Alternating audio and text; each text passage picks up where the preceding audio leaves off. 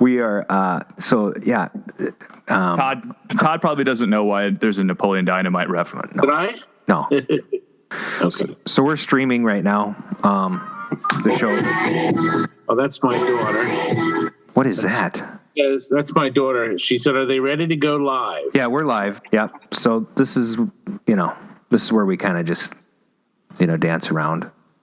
And we hang out here. I put my shoes on and my pants on here. No, usually you take them off. You took your pants off. No, that's at the end of the show, dude. Oh. Yes. So at the beginning of the show, you put your pants on? Right. Because I got to do my work. You gotta get your suspenders clipped on. You gotta get your belt hiked up. I just came back from a blackout, so hey. A blackout? Where am I? Yeah, you were in Minneapolis. Your time machine is broken, dude. It's fine. Well, you should have arrived yesterday. I left tomorrow, so it's all good. I guess it works then. Hey, we got a good guest tonight, I think. Yeah, I've heard of this Todd guy. Yeah, Todd someone or another. Tuckey. Someone or other. Oh, he's listening. I'm listening. I'm not deaf. From KOYR Studios in Minneapolis, Minnesota, it's Arcade Radio.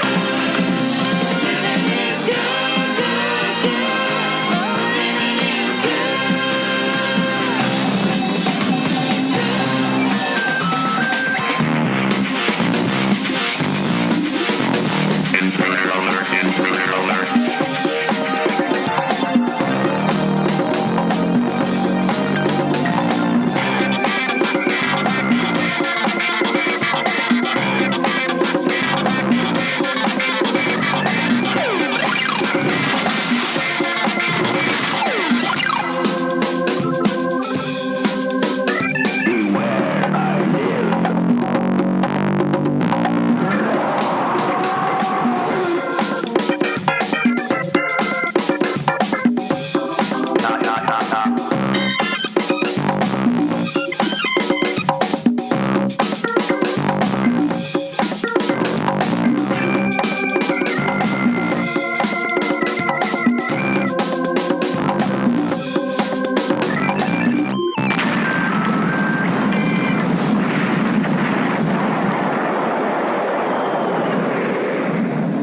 Welcome to the show. This is Arcade Radio and episode 8. Today is Wednesday, February 1st, a different day. Usually we're on Thursdays, and the time is now 8:19. So thanks for joining us in the Arcadosphere. This is your host, Stacey Stevens, and I'm joined by the legendary Dan Reed and Mark Shields, a.k.a. Time Runner, and our very special guest, Mr. Todd Tuckey of TNT Amusements. Welcome to the show, Todd. Hey, thanks, guys. Great to be here. So just some brief introductions. I'm Adam, Matarax on Clov, and I am your host. I'm Dan Reed, and I'm Dan Reed Photo on Clov. I make the Modern Journey cassette interface board, which you can buy at Paradise Arcade Shop. And I'm not very interesting beyond that. Oh, come on now. Not too much. I think you're interesting. Oh, thank you. Yeah. I'm Mark. I'm Time Runner 88 on the KLove, TimeMachineRental.com for all your temporal displacement needs. Uncle Rico Van for all your quesadilla needs. And I don't make anything. You should. You should. You make trouble. And then we have our esteemed guest, Mr. Todd Tuckey. Welcome to the show. I'm Todd Tuckey, probably the largest man here at 280 pounds. I'm not far behind you. I'm the oldest one, too, at 61 years old. I can say I've been in the business longer than anybody on the radio now. It's great to have you on the show. Normally what we do is a little warm-up, so Dan, why don't you tell us what you're working on? This week, not too much. I have a little story to tell and maybe a pro tip for everybody out there. So I have been restoring a crawl for a while, and the last piece of this restore was a control panel overlay. Now, when you look at a control panel from Crawl, it doesn't look really intimidating, but there are these nasty curves and bends and all kinds of stuff in it, and I've gone through multiple, and it gets expensive because I'm buying these things from Rich, control panel overlays, and they're not cut either. So even if you get this thing on straight, which is damn near impossible, getting the holes lined up perfectly and then getting that nice, perfect cut is super, super hard to do. You guys know what I'm talking about? Yeah. So you use a razor blade to... Yeah, so you don't want to be cutting it because it looks terrible, right? You're not going to cut a perfect circle. So after multiple control panels, I finally gave up and decided to kind of look around and see if there's a better alternative. And listen, you guys have to do this. If you're getting a control panel and the holes aren't cut, don't do it yourself. Okay. Bring it to a sign shop. So I brought it to a sign shop like 15 minutes from my house. They did it in an hour. They charged me $20. They cut all the holes and they put it on perfectly. They put you. Oh wait, they did the overlay for you? Yeah, they put the overlay on. Nice. They cut every hole perfectly. It's lined up freaking perfect. I'm like, why have I, you know what I mean? And it's one of those things that you guys can probably relate to this when you're doing a restore and you just know you've gone through 2 of these overlays. You're staring at the 3rd overlay and you're like, I'm going to screw this one up too. It's intimidating. So it just sits there for months. But I finally decided to bite the bullet and have somebody else do it. Look, you can't be good at everything, right? So, yeah. So that's it. Pro tip. Mark, what do you got? On Sunday, I got a claw machine and 3 monitors for free from a operator buddy that I know. I got a clean sweep. Super cool operator. He likes to get rid of stuff. He plans on having a buy 1, get 5 free sale, which I will partake in. Nice. Yes. Yesterday, I flew to Minnesota, and I drove my DeLorean back here to Houston. That's 20-hour drive, and I drove straight through. I slept for 70 minutes. Wow. And I decided every time I stop, I have to get gas. And people always walk up and they're like, they have to ask some question about the car and stuff. And so the question they always ask, how long did you work on that? And I'm like, dude, I don't know. Like, what? Did I have a stopwatch when I was working on it? I don't know. So I decided to make up like random times. Like I worked on it for 3 days, all of them being really, really short times, like 4 hours. They were very confused. In addition to that time machine, I brought back a monitor that I bought, a little Pit Boss game, like a tabletop, and an Asteroids control panel that I restored a long time ago that I forgot about. Huh. And it all fit inside the DeLorean? It did. I mean, those are pretty small. They all sat in the passenger seat. My wife did not come with, so I got to enjoy this by myself. I listened to old episodes of Arcade Radio. That must have been murder. They're so old. Old. Oh my gosh. So I am the proud owner of a mousetrap. I've mentioned that in the show a few times, and I got that for my fiance for Christmas, and we got it home, and I got it down in the basement. So last weekend, I hired movers, Local Motion, by the way. Thanks for the tip, Mark. No problem. And so rather than move games up and down the stairs, which, because I don't have a good walkout in my house. So I hired some movers. 3 guys showed up for 3 hours. We moved stuff around. We took every game. Well, we left a couple of projects, right? Tron Project and a Tubin Project. But all the other games that were in my garage taking up space where I couldn't park anymore were moved. They put them on the truck, and then we went to my storage unit in Plymouth, Minnesota, and we emptied that one, and then we brought it all down to a new U-Haul storage unit, which is a little bit closer to us. And so I have a 15 by 10 unit now. It's just packed full of games and stuff. Star Trek, my Sprints, my 280 Zap, my Moon Patrol, games that just are not part of the lineup right now are in storage, and got the mousetrap downstairs and my Pioneer EM pinball.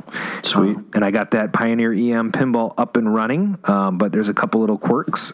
Mousetrap is all cleaned up and bleachified because it was just dirty. Yeah, so that's kind of what I'm working on. Oh, but I do need a joystick for my mousetrap.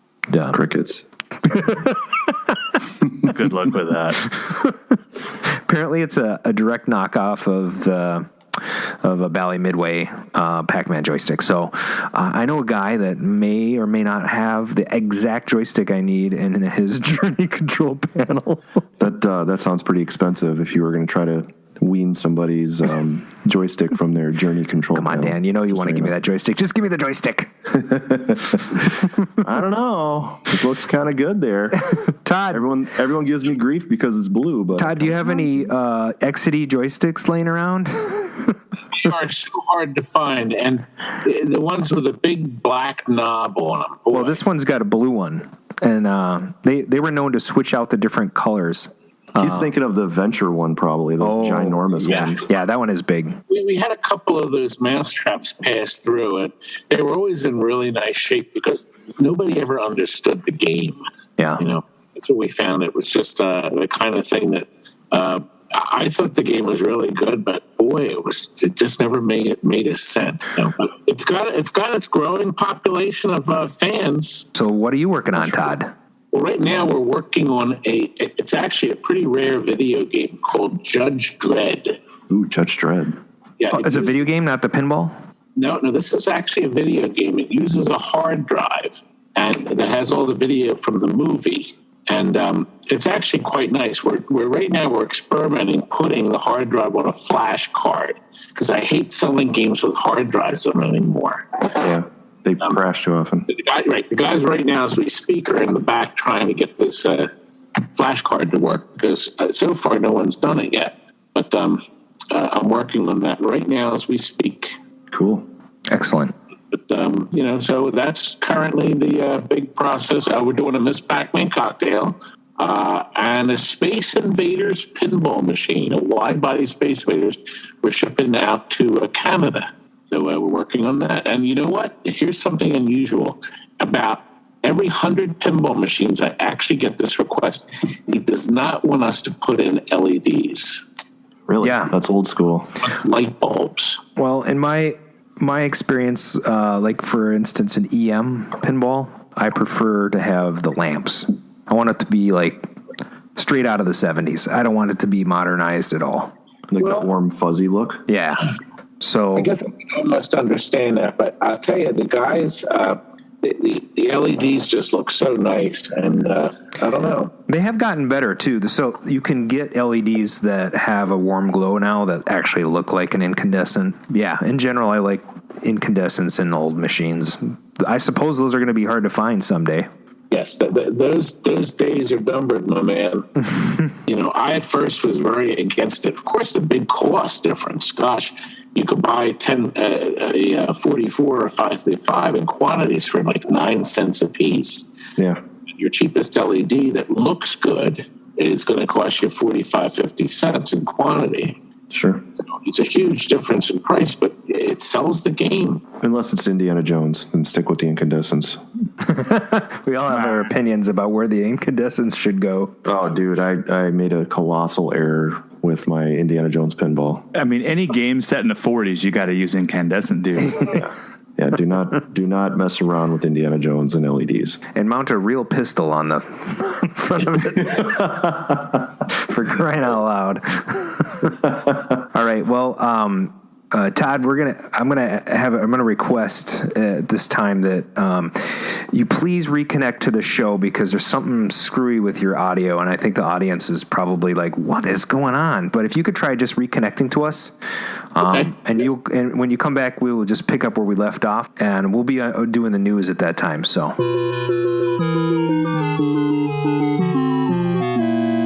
I don't know what happened to Todd, but he just, this just sounded like, he was from the 40s, and it was all staticky, and we couldn't tune in radio. We're not allowed to use those 40s voices for at least 2 or 3 more episodes. I know. Well, it was a weird thing at work. Some of the guys were using it, and I thought, are they making fun of me?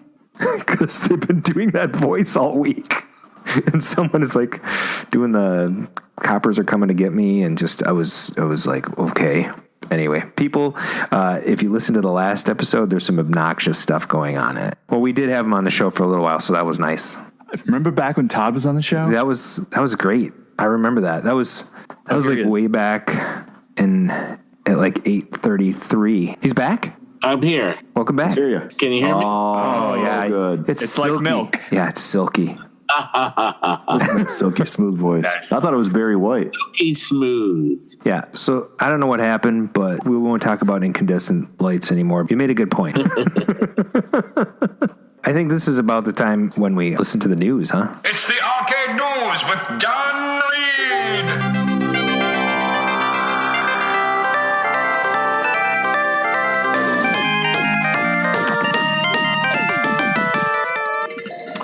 So we're going to start with something a little bit different. We're going to do some console news right away, and CNET is reporting that there is a new arcade shooters console called the SureShot HD, and the console is tiny. It's about the size of a thick smartphone. It has infrared lights on the front and connects to your television via HDMI. Well, that's cool. Yeah, this reminds me of, what was that thing called a few years ago? They swore up and down it was going to be the greatest thing ever and totally died. That Do you ever, Mark, do you ever notice how Dan just like mostly doesn't like the news he reports on? I don't. He's like, I might be in too negative. I'm not really, I don't think I really like this. I kind of like that objective slant that he has. That's why I love Dan. It's the non-objective slant. Like I really hate shooter games. I really hate like small things that are technology. I don't like. You know what? I don't like that, and I don't like the new Nintendo. So don't get me started on this. Oh crap! That's arcade news later down the road. Just kidding. Okay. So what is a shooter? How many, like, what type of games does this thing do? I don't know. It's like gun games. Gun game, like Duck Hunt.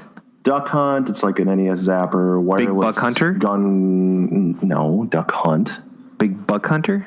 No. Big Duck Maybe. Hunter.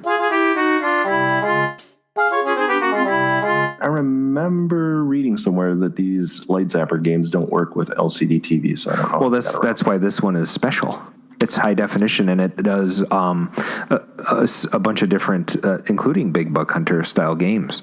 Yeah. So I'll have to see it. I'm not sure. It's one of those things that I will never buy.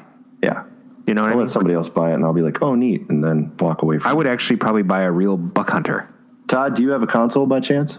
It's hard to believe, but I don't. Really? I still have my old Nintendo 8-bit one. Yeah. But I only had one cartridge, Dr. Mario. Dr. Mario. That game is so fun. And why you wouldn't want a home cart? I mean, I had a garage full of games for years, so you didn't really want to come home and play it. The crappier version, I guess. Yeah, that's a good point. We're going to do a show on ports at some point, just to talk about the differences and why we did that as kids. But yeah, that's awesome. So, and I love that you said Mario because you're from the East Coast, and that's what they say. What do they say elsewhere? We say Mario. Mario. Well, it's Mario. In the Midwest here, we say Mario. And I think in Texas they might say Mario also. I have a rather interesting thing to say about the Mario. Mario's fine. You say Mario, I say Mario. I'm sure a lot of your listeners remember that Nintendo 8-bit where you got one cartridge and it had like a Duck Hunt in it. Yeah. Okay, well, a man up in the mountains, I went up there to pick up a game, and he had a whole bunch of those Nintendo units, those little 8-bit units. Yeah. Yeah. And he had a cartridge the same size as the Duck Hunt, the same cartridges, but in them it had 100 classic games. Nice. It had Missile Command, Miss Pac-Man, the original programs. Weird. And he had converted it for coin-op, and he was actually one of the first people to be vending multicades, and this would have been 1990. Wow. Before I got married. And he had 10 of them out in locations, and he figured out a way to wire it to take a quarter. And he had all these Nintendo units inside the front of these arcade games, and the people could actually pick out Miss Pac-Man. The menu was kind of crappy, but he bought the cartridges from overseas. They were being shipped in. So they were able to cram 100 games into this little cartridge years ago. Yeah. That's amazing. Yeah. I love that stuff. They make a cartridge now called the EverDrive, and it has a SD card interface, and you can put every Nintendo ROM on it. So, which is kind of cool if you're into doing that, but we don't. Multicades are the work of the devil. They are. So Dan, what's next on the news list? Tekken 7. Tekken If you're 7. a fan of Tekken 7, it finally is going to exit the arcade and enter the home market. PS4, Xbox One, and PC. I think June 2nd, 2017 is going to be the release date. I don't know how I feel about this. Wah, wah. I mean, how long has this thing been out in the arcades? What? A couple years, actually, Yeah, which is 2 years. You know, a lot of people are complaining that it took so long to move to the home console, and to me, it's like, well, good. It should, you know, get people out into like the real world. If you really want to play Tekken, you should want to play against somebody in real life, right? Not just over the internet. That's my opinion. I mean, aren't these fighters a little overdone too for the consoles too? I mean, let's be honest, they have to be super easy to make, right? Oh yeah, I'm sure they're super easy to make. Well, I mean, in comparison to like, you know, World of Warcraft or something, I mean, it's pretty much like, you know, well, you make a limited point. 2D scroller. Like, you're not doing a Call of Duty multiplayer game that has a storyline, et cetera, et cetera. Here, they have some sort of, you know, template, I would think. That's right. They just cookie cutter these things. Change the sprites. We got a new fighter right now. There are different combos in the different games. Tekken has different mechanics than, say, Toshinden or Street Fighter or any of the other fighter games. Yeah. And Street Fighter people don't want to play any other games besides Street Fighter. Well, that's not true. But generally speaking, if you're a Street Fighter fan, you're a Street Fighter fan. Like, right. For instance, I'm a Karate Champ fan. Speaking of downer news... Wow. Masaya Nakamura, the founder of Namco, has died at the ripe old age of 91. Mark, I think you had a comment on this. I noticed the media has been calling him the father of Pac-Man. He's more like the grandfather, where he hired the father to have Pac-Man. That's right. So if you see that, just take that with a grain of salt, because Iwatama. What is his name? Iwatama. Yes. Exactly. No, it's Iwatani. Twani. How do you? I call him Iwatama. Iwatano. Iwatani? Is yes. Iwatani? Just watch Pixels and you'll see him. Yeah, everyone knows he died when Pac-Man bit him. So Toru Iwatani. But yeah, so it's a flesh wound. Bummer. Toru Iwatani is the one that was eating pizza and had the idea that Pac-Man, right? He designed the game, basically was on the development team. But he's not the guy that died. The guy that died was like his boss. Right. So it's very sad. Really the father of Pac-Man is still alive. The founder of Namco. Yeah, the founder of Namco is... Well, I mean, to be fair, 91 is a good run. Oh, dude, totally. You can't, you know... Yeah, I hope I make that. You hit 80 and you're winning. You're doing fine. Like, it's golden after that. Gravy years afterwards. I mean, Bill Shatner is like 85 now. Yeah. I know. I keep telling him, keep going, Bill. Yeah. I mean, he outlived Nimoy. That seems like totally wrong. You guys are getting a little too nerdy for me now. What? You don't think some of our listeners watch Star Trek? I have a picture of me and my wife and Bill Shatner in our bathroom hanging from the wall. Really? Yeah, so that way, you know, when we're pooping, we can look at him. Okay, I have a story. It's not a one-upper. You're not going to one-up me, are you? I know, I'm not, but it's a related story. So I bought a poster with the big three on it and Uhura. So it had, you know, DeForest Kelly as Bones, and it had Kirk and Spock and Uhura on there. And then I didn't have any place to put it, so I hung it in my bathroom. And my friend Deb would come over, and we'd watch episodes of Lois and Clark, and we'd have dinner together. And then when she'd go in the bathroom, she'd go, "I'm peeing in the presence of giants." Every time she went in there, she said this: "I'm peeing in the presence of giants." And I can't. I hope she was texting you when this is. No, because I was in another room. You know, she was, and I was yelled at through the door. Yeah, I don't even know if she closed the door. This is strange. This is a very weird story. Dan, what do you think? I don't want to talk about Mark's, or I don't want to talk about Todd. How much bathroom talk do you do, Todd? Let's go. Todd watched Star Trek, I'm sure. Oh yeah. I grew up with that show. I was 11 when the show came on the air. Oh wow. And I grew up with the show, and I wrote, when they're protesting them canceling the show, of course. Thank you. But didn't do any good. There were a lot of fans out there back then. They did bring it back. Bijo Trimble, who led that campaign, I met her. She's here. She lived here in Houston. I don't know if she's still alive, but I think have you heard of Bijo Trimble? Is it Bijo or is it just Joe? It's Bijo. Okay. BJO. Yeah. No, yeah, I know all about her. She's awesome. She led the big writing campaign, and ultimately is credited somewhat with bringing the franchise back for syndication and reruns, I think. Yes, you're correct, sir. Nintendo Switch specs revealed. Oh, Nice transition, Dan. yeah, it was good. Gotta get out of that Star Trek. We're really good at transitions around here. He's like, shut up about Star Trek. So let's talk about this, because as a IT guy, I have to admit I've taken a look at this, and it's running on NVIDIA hardware. They're not telling you the processor speed or the graphics card, but apparently the screen only runs at 720p. And when you dock this thing, it does do 1080 at 60 frames per second, which is fine. But I'm having a really hard time thinking that you're going to be able to put a lot of data on the Switch. It says it's limited to 32 gigs of memory. It seems like a handheld to me. This doesn't seem like it's... Well, that was the whole point, right? So they merged the mobile development team and the console development team so they could come up with... Because, what Nintendo has always been really successful at is their mobile platforms. So the Game Boys, the Game Boy Advance SPs and all that stuff has been very successful for them. So the Wii was very successful. The Wii U did not do so well. Tanked. Yeah, so I think this is them trying to merge the best of both worlds and come up with something that can be a console, but is also a portable platform.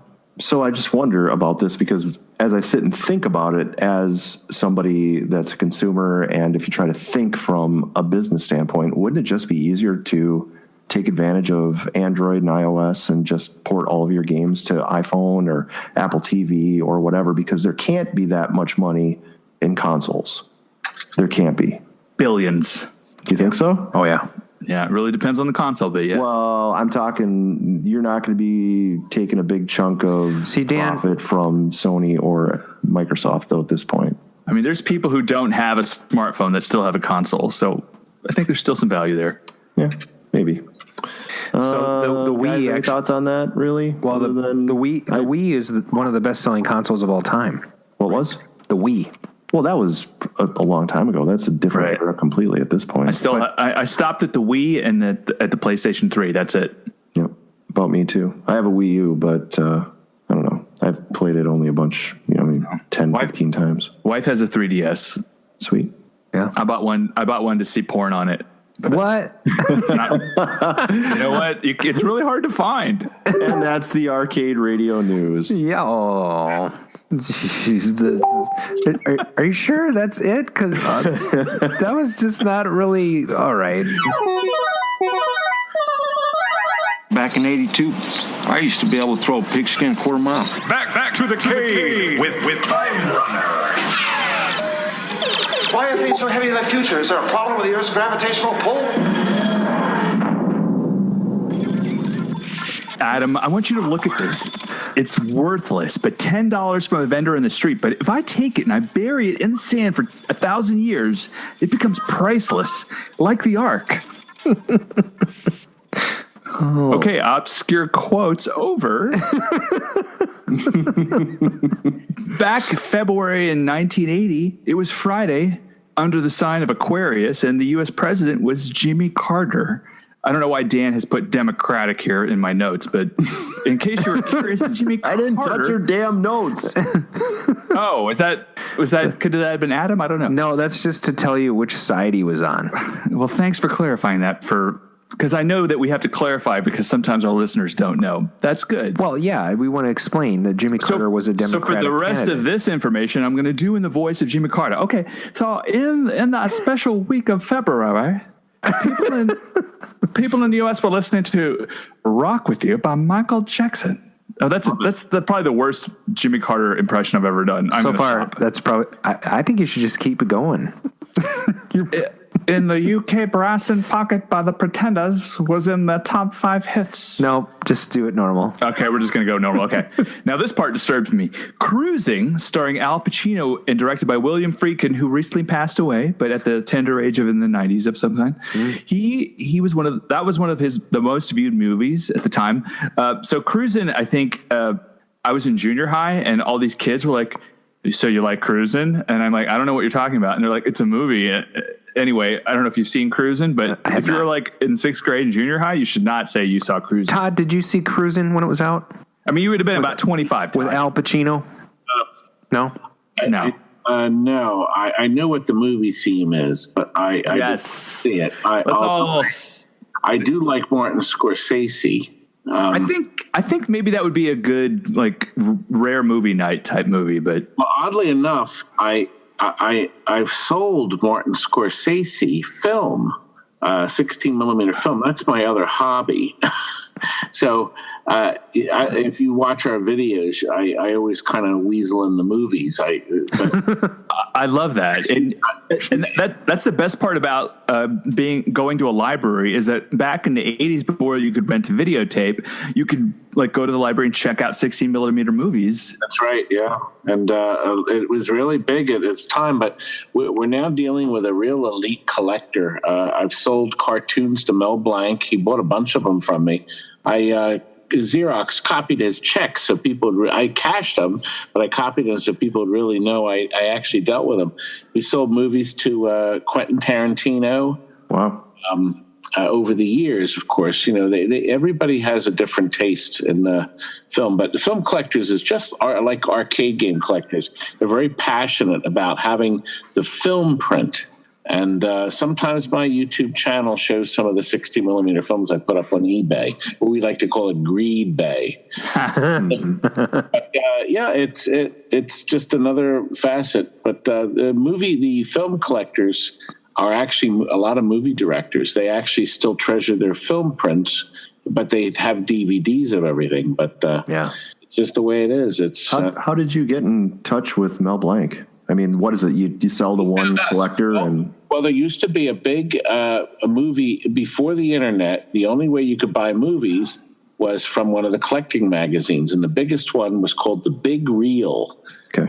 And it was like a newspaper, like a paper you take on the subway, not real big in terms of size, but it was thick. It had like 100 pages, and the pages, you'd put your ad in there, and you'd have films for sale. You'd print, for instance, Cruising on 16 millimeter film. You could probably buy now, if the film stock is low fade, you'd probably pay $350. Can you imagine paying $300 or $350 for a movie you could buy on DVD in the bargain counter for $2? Yeah, that's been restored, and yeah, right. But people want the film. They want to touch the film. They want to handle the film. You know. I was at a antique store a couple weeks ago when we did our Milwaukee run, and there was on the bottom shelf of one of the you know how they have their little sections that people sell stuff. Somebody was selling film trailers. Like there was about 40 film trailers that you could just buy for like $10-15 a piece. Yeah, the movie trailers still are big, and if you go on eBay right now, if any of your listeners type in 16 millimeter, and hit search, thousands of things are going to come up. And if you just type in 16 millimeter trailer, you can buy a 30-second, 60-second spot or a theatrical trailer, which are 2 or 3 minutes. You'll pay anywhere from $10 to $100 for, depending on the trailer. Yeah. Free on YouTube, but I think these were. I think these were all like mid 90s, early 2000s. There was a X-Files trailer. There was like a Lost in Space trailer, which I think is from like 98. A bunch of other stuff, but movies that weren't particularly huge. So the guy probably kept the ones he likes, and then was just trying to sell those. Yeah, you find that nowadays people don't want to sit for a feature film, though. They'll watch cartoons. I have a lot of Three Stooges. I collect 16 millimeter cartoon prints, the old Technicolor stock. So I must have 400 cartoons on film now. And I still run them every day. 7 days a week I run them here at TNT Amusements on a big screen. And the people are fascinated because we automated the projectors. They're up in a booth, and the hostesses can run them themselves with the push buttons. And everybody says, wow, look at these projectors. I said, yeah, those projectors were made in 1985. So, it's a dying format. I understand that, but, I'm stubborn. I'm 61 and I'm not changing. Good for you. I love that. And you're on IMDb. Yes, I am. You have a couple of credits, including King of Kong.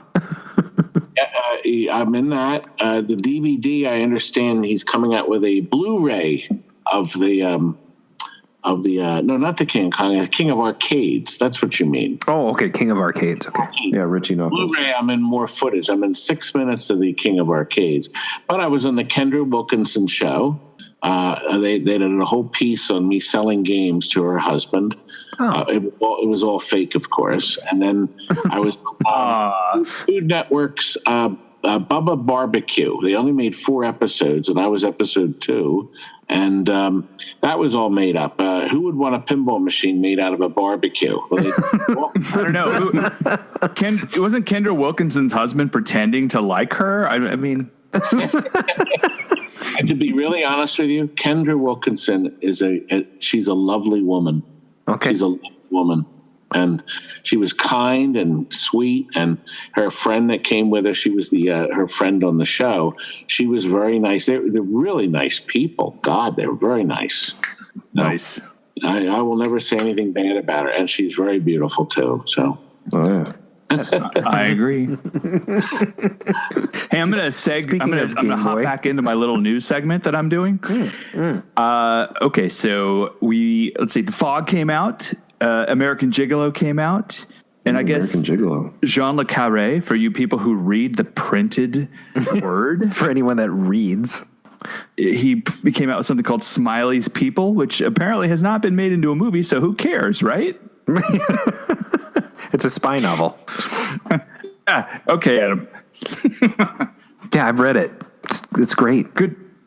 Okay, Dan, Todd, have you read whatever this is? No. Smiley's People? No. Yeah. No, I never did. Never heard of it. Do you read many novels?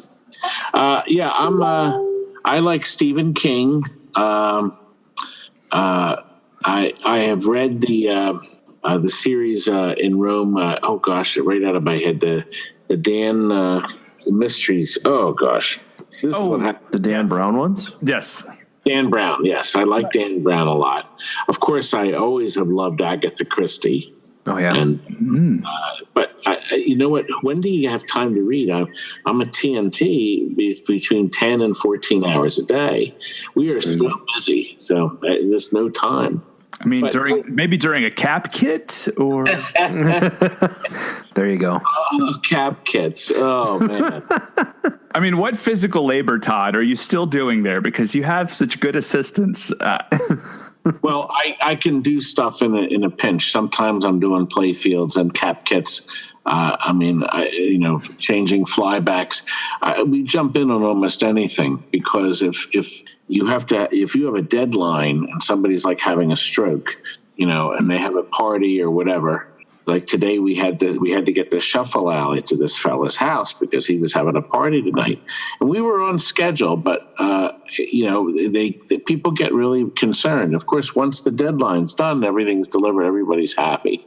But it's Christmas is always a mess. I remember Christmas. We used to stay overnight. We'd work 24 hours straight through, and then go home and sleep for a few hours and come back. Those days are over now, but we're still very busy. Yeah. But it's you got deadlines. You got to do stuff. So what else was happening in 1980, Mark? Okay, so I have two segments. I'm going to reverse them in the order that they're on my notes. The first one is the vids we were playing back then. Apparently, we were playing Crazy Balloon. It's a Taito.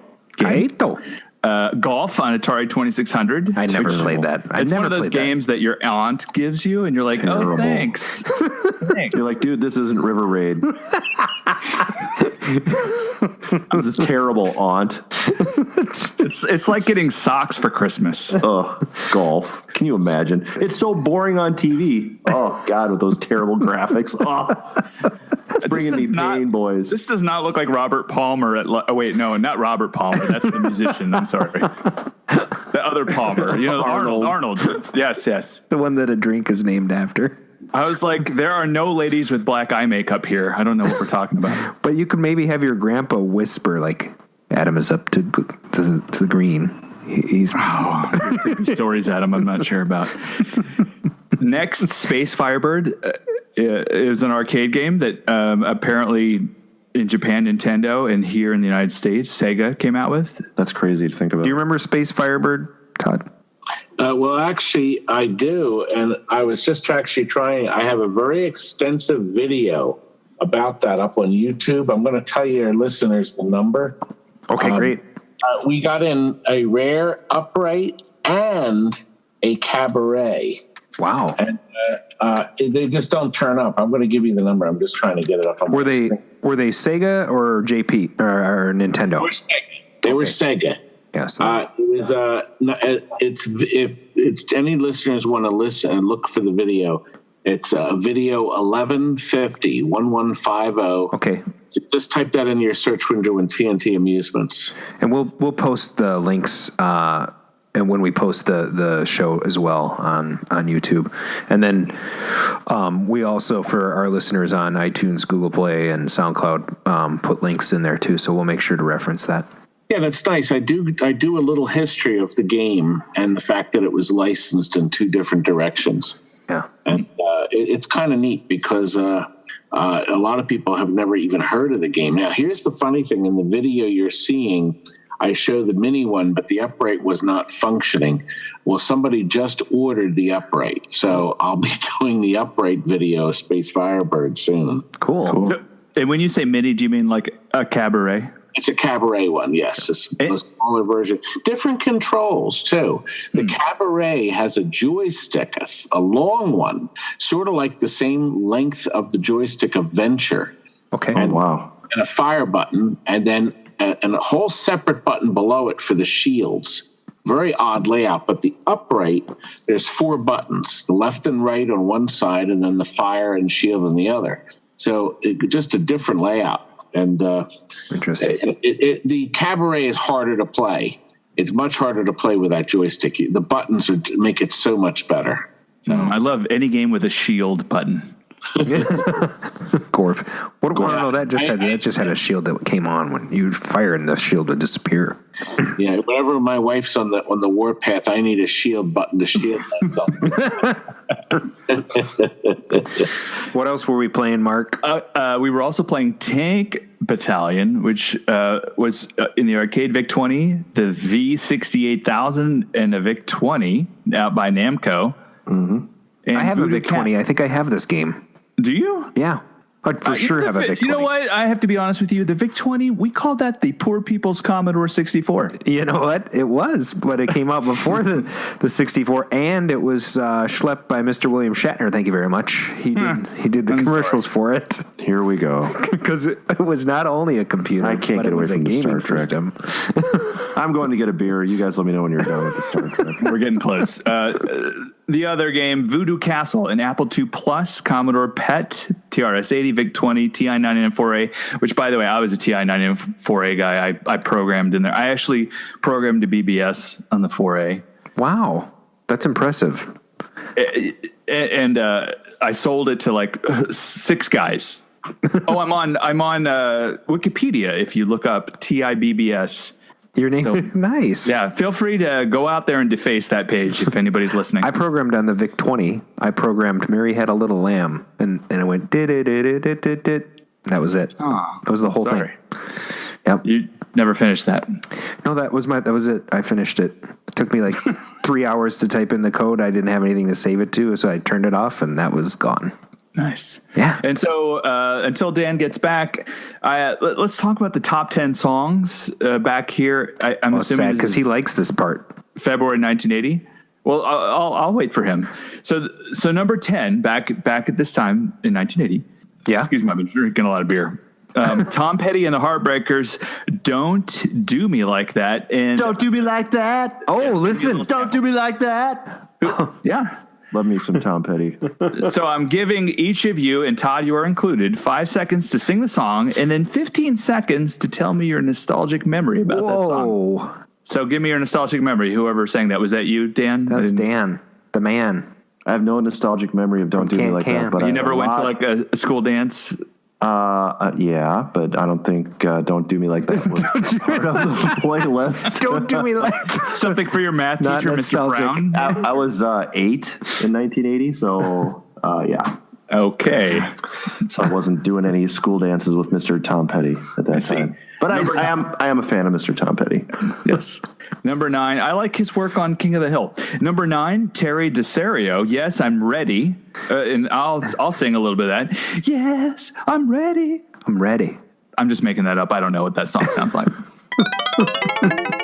Let's move to number 8, Eagles, The Long Run. Anybody? Todd? Greatest band ever. I haven't cared for the song. I don't have any good memories of that. So How about let's go to 7, Fleetwood Mac, Sarah. If you ever went out with somebody named Sarah, they would always point out, hey, there's a song. Drowning in the sea of love, where everyone would love to drown.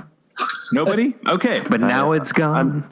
It doesn't matter what for. I know that song. Sarah's a great song. It reminds me. Do you know what it's about, though? I only remember the part Sarah. Yeah, Yep, me too. Yep. Smile, but a decent song. I remember getting into Fleetwood Mac just after high school. I was like, for some reason, I just really liked the band after high school. It doesn't coincide with the year of the song or anything, but I'm a huge Stevie Nicks fan. I've seen her in concert. I've seen Fleetwood Mac 4 times. So You just like Rhiannon. Let me just tell you this awkward story. I was not into Fleetwood Mac until I was. This is going to be like people like the police are going to hear the story and going, Shields, we're going to need to talk to you. I was 25. I was a substitute teacher, and my friend from high school's little sister Sarah was 18 and a senior in high school, my old high school. Anyway, so one thing led to another, and I like this song. Okay. Number. Wait, you said my stories are weird and creepy. Dude, it was love, okay? Shut up. Number 6, Rupert Holmes' Escape apparently has nothing to do with Journey. The Pina Colada song? If you like pina coladas And getting caught in the rain. Come on, everyone knows that song. Of course. Yeah. When does he say escape? Well, Come with me and escape. Come with me, right to me and escape. That's how he winds it up, I see. Yeah, and the whole point of that song is he's cheating on his wife and puts a personal ad. With his wife, Twist. Well, yeah, and at the end Twist. Yeah, and then they see each other in the bar and they're like, "Oh, it was you the whole time." Nice. Right. Like she wouldn't have just walked up and clocked him. Right. Okay, number 5 was Queen's Crazy Little Thing Called Love. Little thing called love. Controversial statement here, but this is probably Queen's best song. Yeah, that is it's got a little Elvis in it that I like. Oh. Okay, and it's funny, we were just talking about Martin Scorsese. What about Smokey Robinson happened to have a song called Cruisin' as well? Yeah, that is weird, isn't it? I'm sure that was not the theme song to the movie. When we're cruising together. I don't even know how to sing that song. I probably like the 2 or 3 live listeners just hung up. And believe it or not, we're going up in the top 10. Like that was number 4. Number 3. But Smokey was Smokey. Yes, Smokey, like a beef jerky stick. Kenny Rogers, Coward of the Country was number 3. County. Coward of the County. Okay, what's his country? It's supposed to be county. County. Oh, it does say county. Sorry, I have like a piece of smut. There's like some schmutz on my TV. They made like a Hallmark Channel movie about this song. I remember back in the 80s, and I even remember back in the 80s when I was like 10 years old, I was still rolling my eyes at the TV being like, oh my God. It's like Okay. So now we're at number 2, and I definitely think I want to get some Todd feedback. Captain Tennille's "Do That to Me One More Time." Do that to me. Come on, Todd. Do that to me one more time. I should do a karaoke of that. That'll get everybody off the air. That's good. And number 1, Michael Jackson's "Rock With You." Yeah, I want to rock with you all night, dance you into day. Like little MJ. Yeah. Oh, that's a good song. That's a good album. Off the Wall. Great album. Yeah. So we. I'm surprised. I mean, a lot of stuff was happening in 1980, even though there was no internets. People were going to arcades. They were like hanging out together. And think about this, gents. Number 1, Michael Jackson. Yeah. Number 3, Kenny Rogers. Number 5, Queen. Number 6, Rupert Holmes. Right.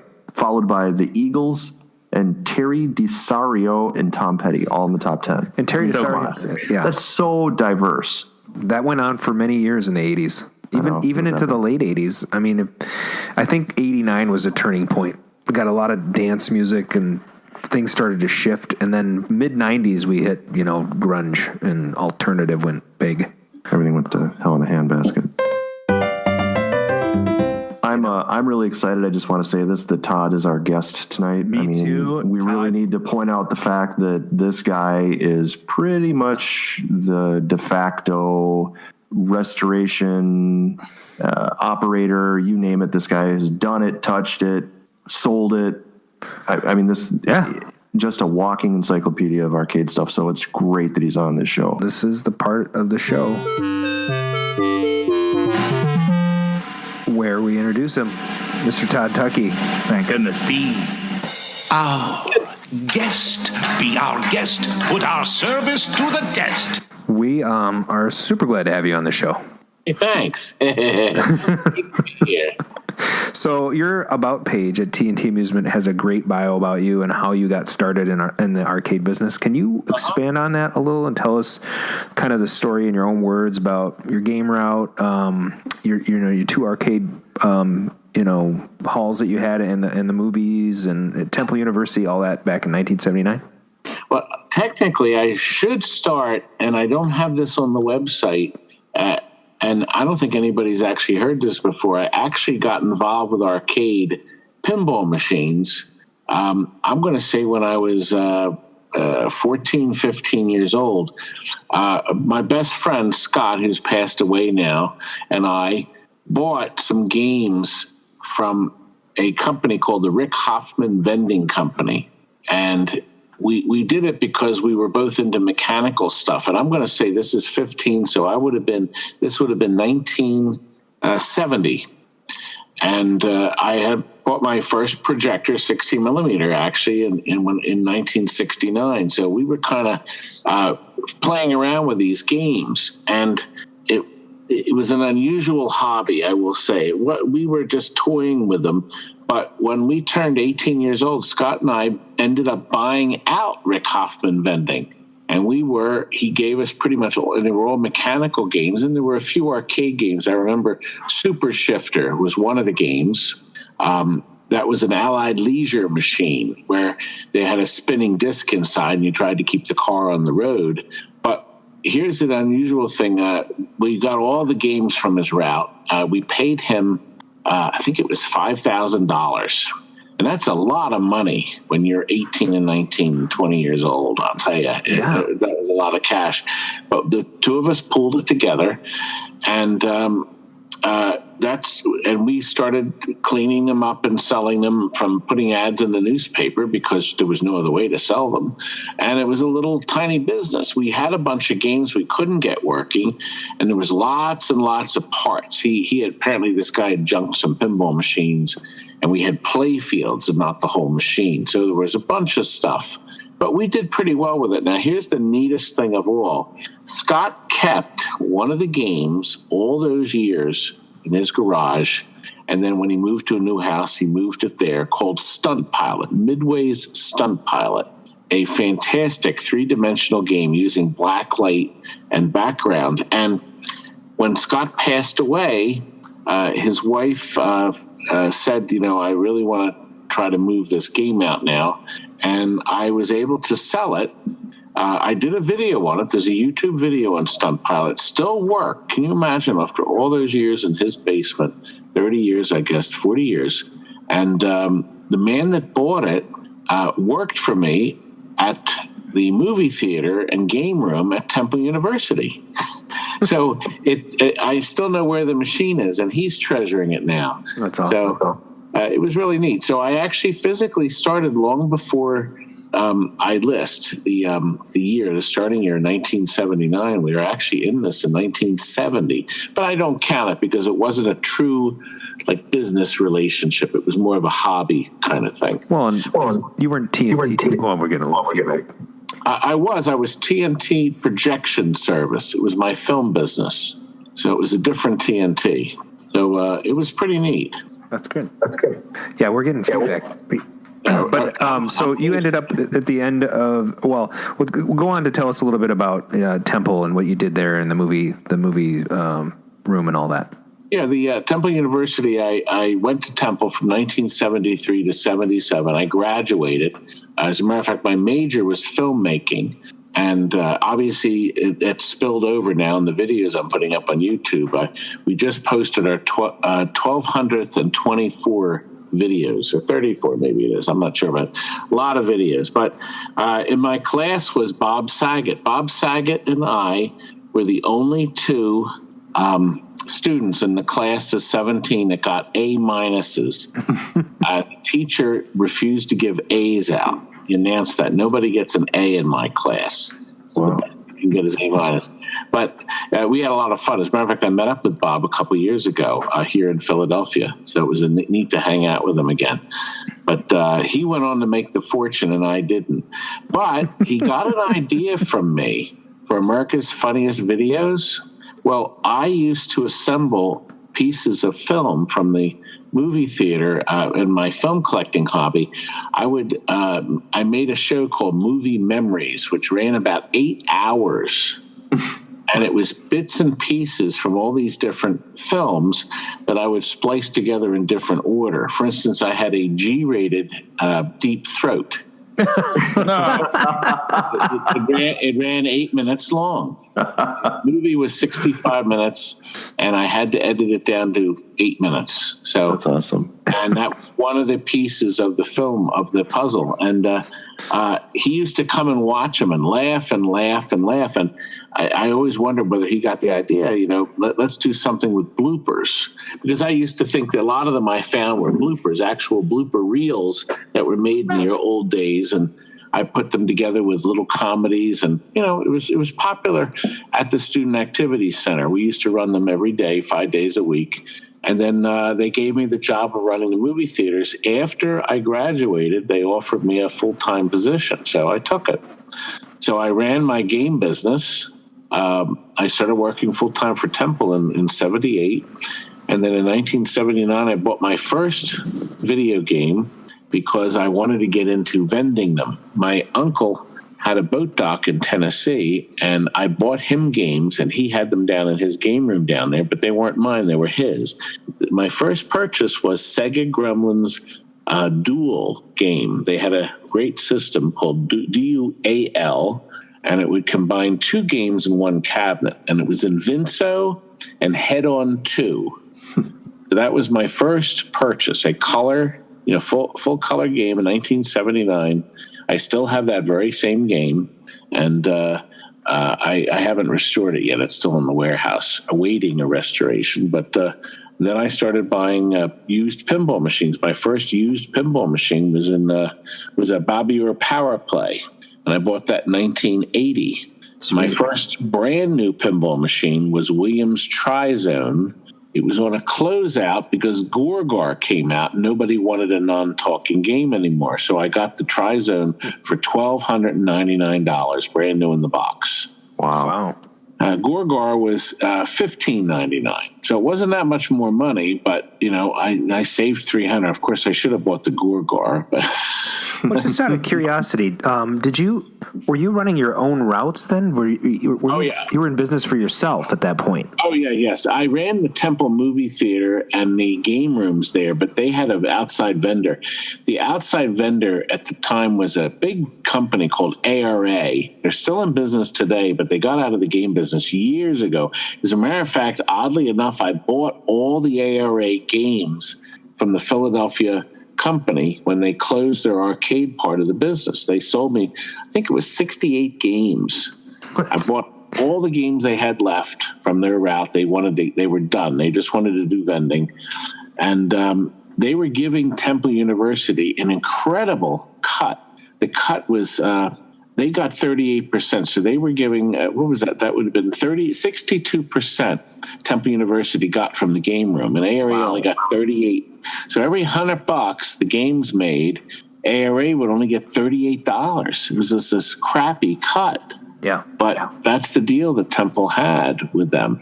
And so I started buying my games and vending them and working at Temple at the same time. I would find these little ice cream stores or little stores, little delis.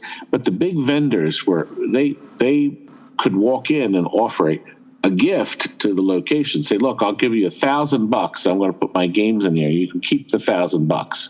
Well, I didn't have that kind of money to do that. So, I would not be able to compete with a lot of these vendors that strolled in there and offered a huge gift or, every few months. But, everybody got in the business.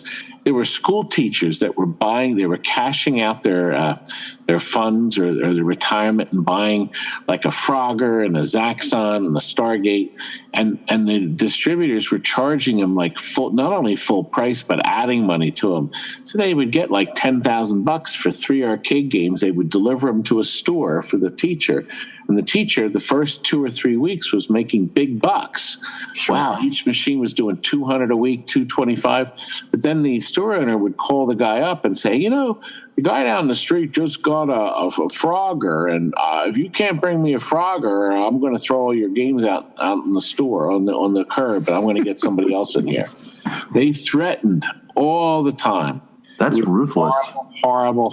It was awful. They say, well, I got another guy. He's going to give me this and that. And I lost a lot of accounts because I just wasn't going to do it. I wasn't going to just keep buying and buying and buying. And you only made them happy until the next game came out. And then the kids would all flock to that store and play that game. And the game, how come I don't have one of those? I remember when that stupid Gottlieb Mach 3 came out. Oh yeah, Mach 3. I had a partner at that point in 82, 83, I think is when, and it was $4,900 or something. And the first week it grossed $110. That's terrible. Wow. We got $55 out of this machine.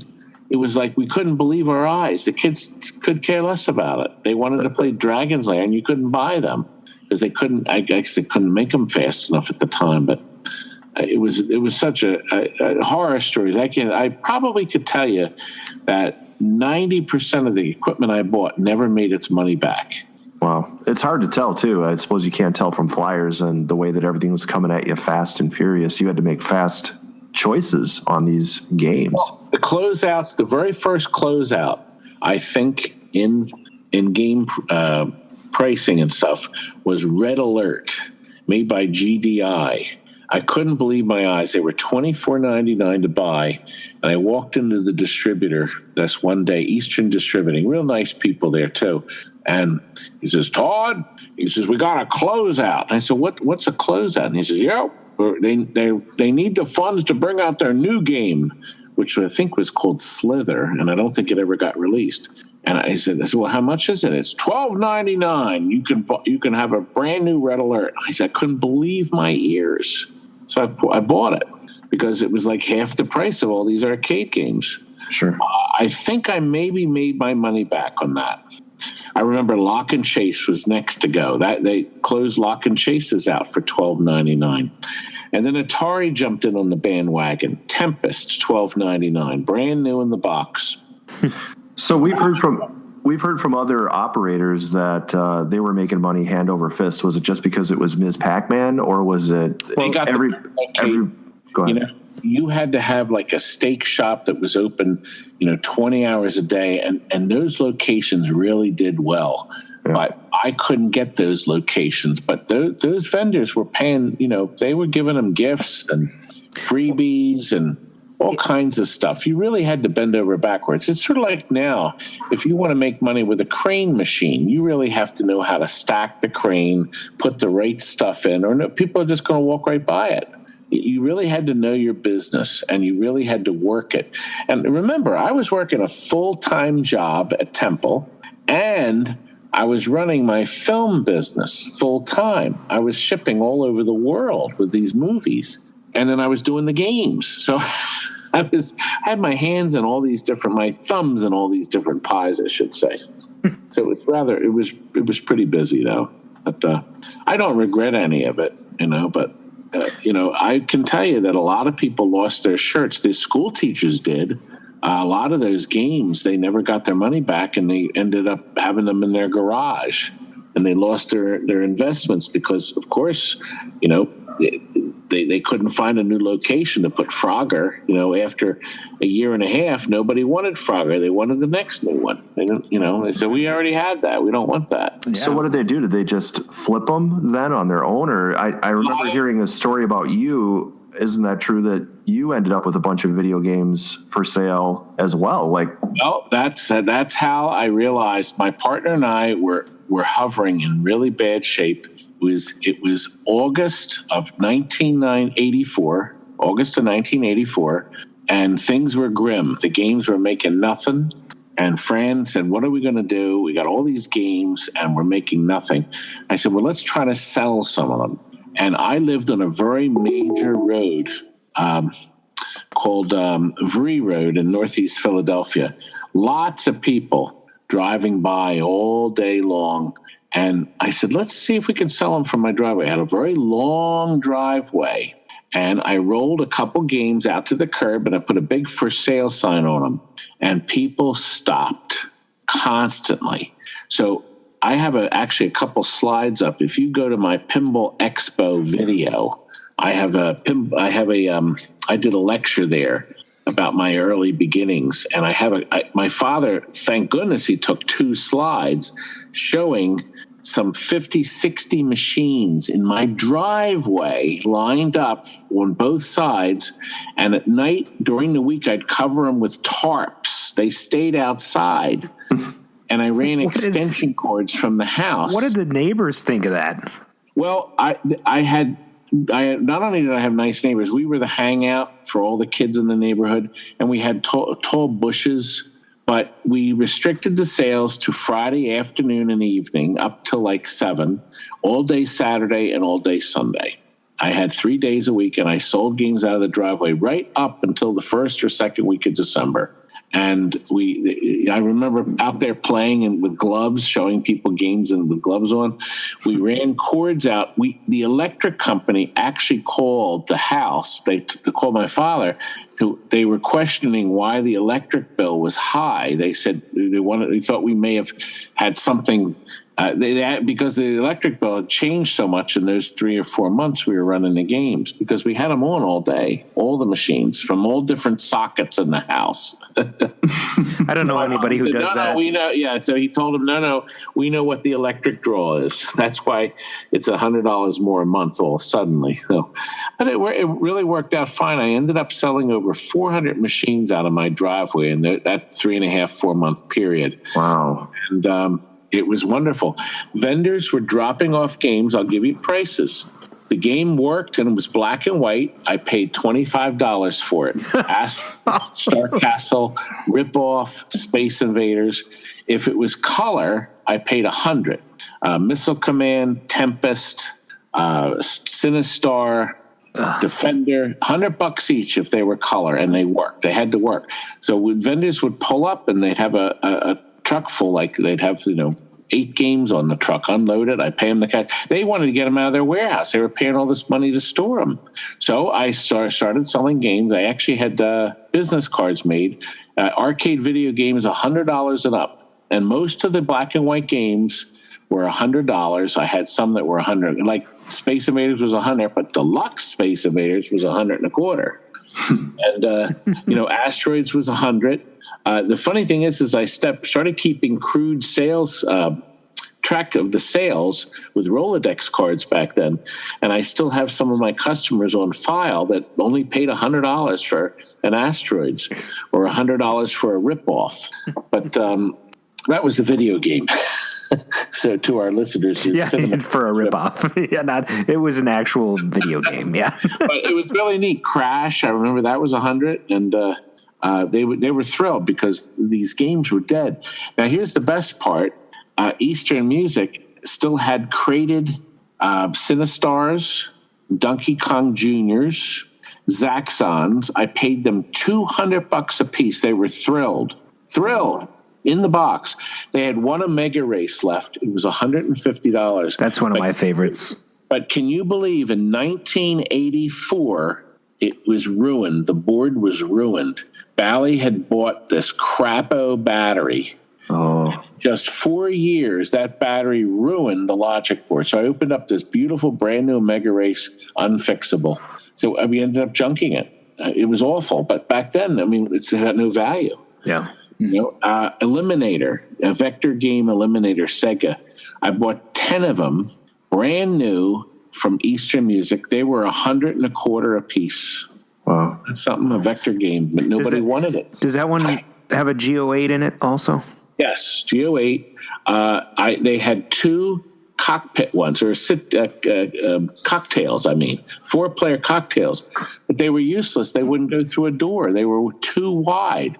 You couldn't get them through a single door. Nobody, it wouldn't fit. For some of our listeners that don't know, the G08 is a notorious Sega monitor, XY monitor, vector monitor that is quite difficult to keep running. It's an understatement. What a game. When Space Fury, Eliminator came out first, but nobody bought it. But Space Fury was the big one. And I remember coming back to Eastern, and there was a whole bunch of them that were sent back. Every monitor had blown up. And Sega quickly developed this board, this safety board, that the inputs from the logic board plugged into, and then that plugged into the monitor. The filter board? Yes, the filter board. Incidentally, without that filter board, you will blow up the monitor. I'm going to do a little plug here for Brian at Paradise Arcade. He just made reproduction versions of that filter board, believe it or not, because he didn't have one and couldn't find one. So he actually created one and then has got some in stock at Paradise Arcade, Minnesota, which is kind of weird. That's really neat because that filter board, until he made them, they were at 0 available. You couldn't get that anywhere. Well done. Yeah.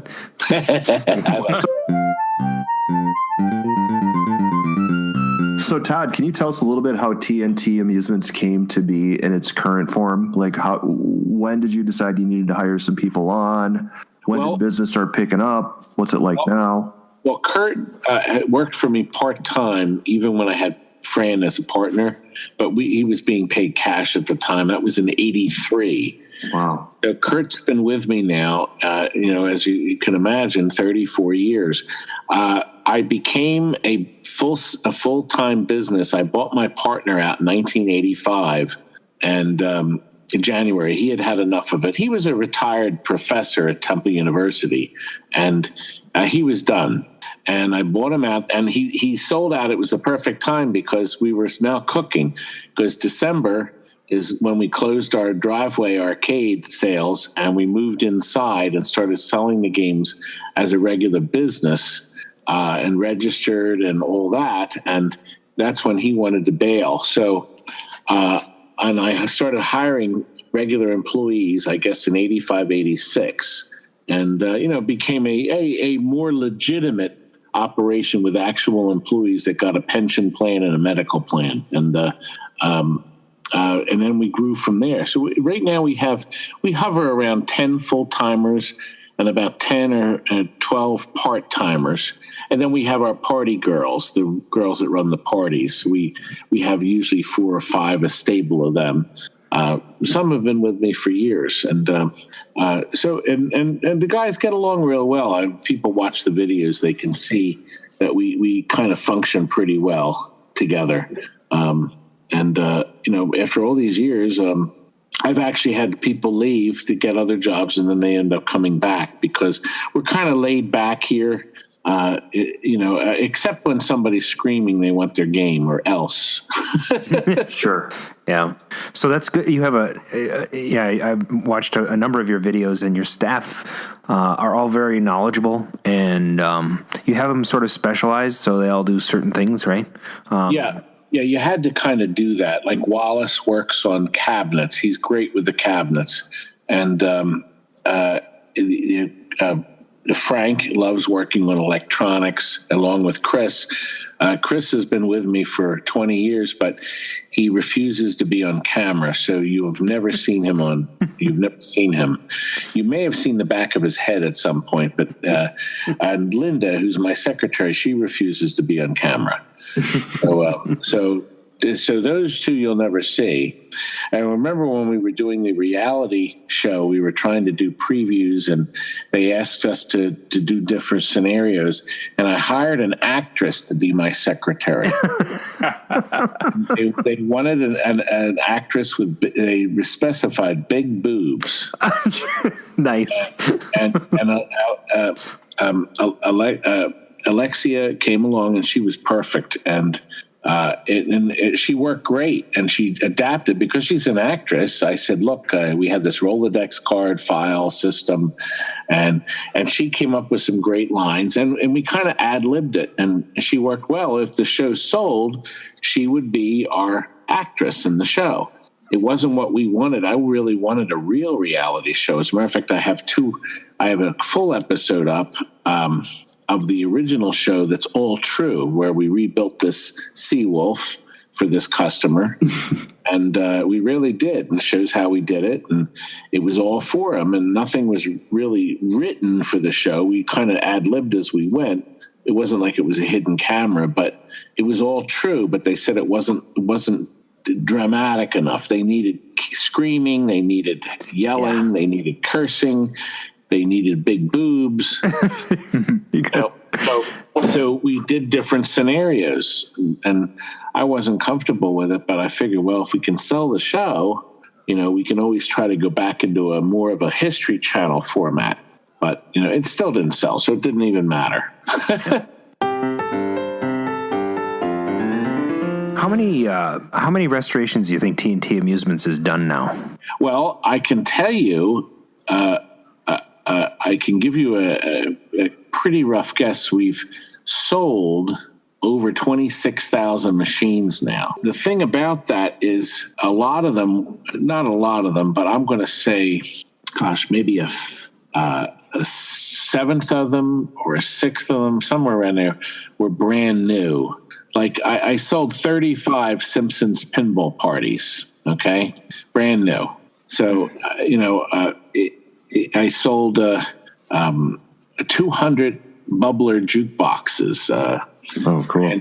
And so that kind of, the brand new you don't restore. The used machines, originally when we were selling Miss Pac-Mans for $350, I've now sold over 550 Miss Pac-Man. But when we were selling them back then, shopping them like we are now, they were basically changing the light bulb on the top, wiping the screen off, and making sure that the bottom of the cabinet wasn't going to dig out the guy's house, But now things have changed. In the last, 7 or 8 years, we've kind of had to change tactics. We had to raise the prices, but, people want, nice equipment in their house. They don't want stuff that's got gouges and dings and things like that on them. And that's when we came along with starting to paint them, doing the regular full restoration. I mean, we're not walking on water, but, the machines look good.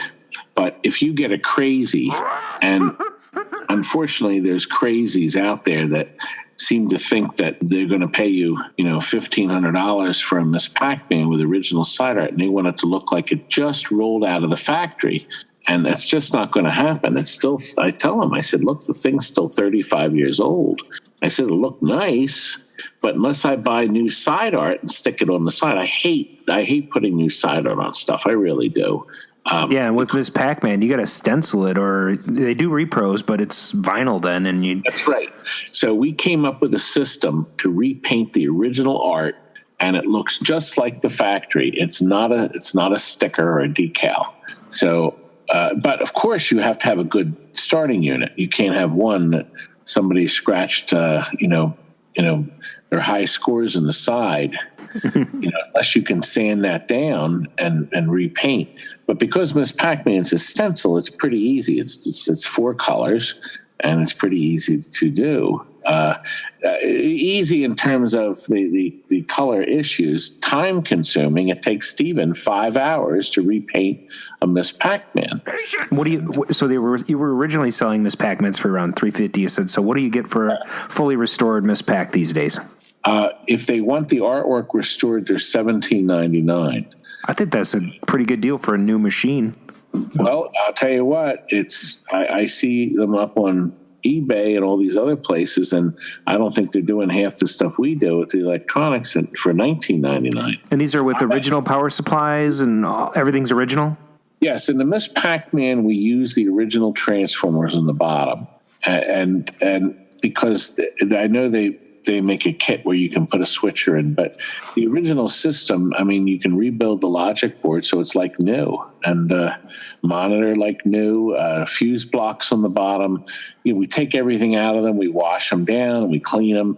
Soap and water, believe it or not, we scrub all the boards with soap and water and then dry them out. That's why the boards look nice and clean when we're done. I mean, spend a lot of time on each machine. It's a process, but it's nice. We have a forever trade back deal with our customers. We guarantee you at least half back in credit toward another purchase. That's a big selling point because somebody who doesn't want to put it on Craigslist and have what we call the Craigslist nutties coming over to their house. I'm going to come over today. Are you going to be there? They never show up. Oh my gosh! Everybody has lots of Craigslist horror stories.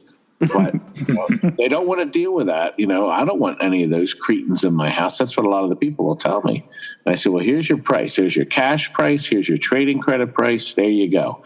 If not, put it on eBay and then have the guy keep it for a month and then tell eBay they want to return it and get all their money back. Have that happen once or twice. That'll end pretty quick. Hey, Todd. So I want to bring up your cabaret sale that you had. And I know that you've sort of talked about it kind of a roundabout way, but, if you could just give us your initial impression and then how you feel about it now and whether or not you feel like, maybe I should try to repopulate. Well, I had accumulated almost 100 different cabaret arcade games, but I only had room in my game room at my new house for about 40 of them. So I had to make another 10 that were done and wrapped in my loft, and then the rest of them I never touched. I had them, but I never touched them, never got to them. So the opportunity came along where somebody wanted to buy all the games. As a matter of fact, I wished I ended up shopping it a little better because I had ended up several people who were interested in them, but made a nice deal with a guy, a really nice man named Mike in Michigan, and he bought them. He bought, I think, 48 of them, 47 or 48 of them, and then others have disappeared. I'm up to, I think, 66 now. Done, gone. So I still have a bunch of them in the loft that have been promised to this one man, and he's buying them slowly but surely. But my output now is we're so busy. We have a stack of sales and restorations to do. I've never seen anything like it, and people are coming out of the woodwork. I'm getting emails and calls every day. We've now stopped. We tell people we won't even be able to look at the game until mid-March. Wow. And I can't keep up with the stuff. And so we can only turn out so many games and a day. Your turnout is slow. And pinball machines take a long time. And they got to go through 4 different hands, electronics, body, paint, and playfield. And it takes hours, just hours to do a machine. So is there a big uptick right now for the classic arcade game and the classic? I mean, is it up, or what are your thoughts compared to 5 years ago even? Well, 2004 was our best year. Interesting. It was our best year. And things got really rotten about 2007, 2008. That we really dropped. Okay. But now we're not approaching 2004 yet, mind you. 2016 was better than 2015, and that was better than 2014. Okay. So, and right now I've got, I'd like to use this term, orders a go-go right now. I've got, this piles, we have them on clipboards. I said, one says this week, which we never get to them all. One says, right now, it still says the end of January, which is over. And then the next clipboard says February. So now I can put the end of January into February. Can you share some of the titles you're restoring right now? Well, we're about to start on a Twilight Zone overhaul. I have a Rocky Pinball overhaul, a High Speed. These are games people shipped us for overhaul. A Judge Dredd, a Demo Man. Gosh, I'm trying to think of Tommy. Of course, I'm not counting the brand new games, which are right now the big one is Batman, Stern's Batman. Beautiful piece. Oh my gosh, it's beautiful. But the which Batman is that based on? Oh, that's the 66 one. Yeah, they call it Batman 66. We just finished a very rare Williams. I'm working on a video. It's actually going to be my first understanding pinball high-def video since the Algar one I did in 2010, where I take real close-ups, tripod filmed, and details on exactly how the game plays. It's Williams' Time Fantasy. They made 608 of them in March of 83. And this one is beautiful. I had custom art made for the targets that will be available to purchase from Jeff at Classic Arcades. He created some beautiful target art for me and pop-upper art that wasn't on the game. It was plain. And it really needed art. So if anybody has a Time Fantasy, they'll be able to order the stuff right from him. We have a voicemail. I'm excited. It's from a previous guest. Why doesn't maybe we're not advertising our phone number enough? Because I get a lot of texts from people as the show goes on, so I'm surprised we're not getting more. So if you want to ask a question, any of the listeners, just call us 612-548-GAME. That's 4263. We have a listener call. Somebody would like to we'd like to play this voicemail back for you. Someone left a message, a question specifically for you. So here we go. Hey, Todd. This is Jen. And I was wondering, I got this blue Duramold in my living room, and when people come over, they just don't know what it is. Some people think it's a urinal. Some people think it's a tanning bed. They just don't know what to think. Some people even think it's a trash can. I don't leave it plugged in much because I'm afraid the monitor is going to belch out of it. But I was wondering if you would be interested in trading it for a year's worth of tapioca pudding. Just let me know. You got my number. That's Jennifer May. Oh, boy, did we have fun. If you guys want to see the video, it is a riot. It's video 1122. It's the Duramold adventure with Jen May. Jen contacted me. I got this Duramold, and somebody put the worst kit on planet Earth into it. God, it was Data East's Diet Food, I think. It's this horrible game. Diet Food? Diet Food? That's a real game? Diet, yes, it was Diet Food, I thought. It was the stupidest title I've ever seen. And I got this in trade, and Jen wants to restore it into a real Bubbles. I mean, can you imagine? But the good news is a lot of the stuff inside was still there. Some of the original power supply, I think. And we show in the video what was still intact. It ended up at a Supercade in Philadelphia. That was a chain of arcades. They had done the conversion, and apparently they sold it to a dentist, and he had it in his office, and it failed. I guess the monitor went out. And when she talked about the belching, the problem with the Duramolds is because it was this high-impact plastic case, when they had it in location, like in a store that had a big window, and it was in the window, the sunlight beating on this case caused the monitor to bulge out of the front of it because it was under all this pressure from the heat.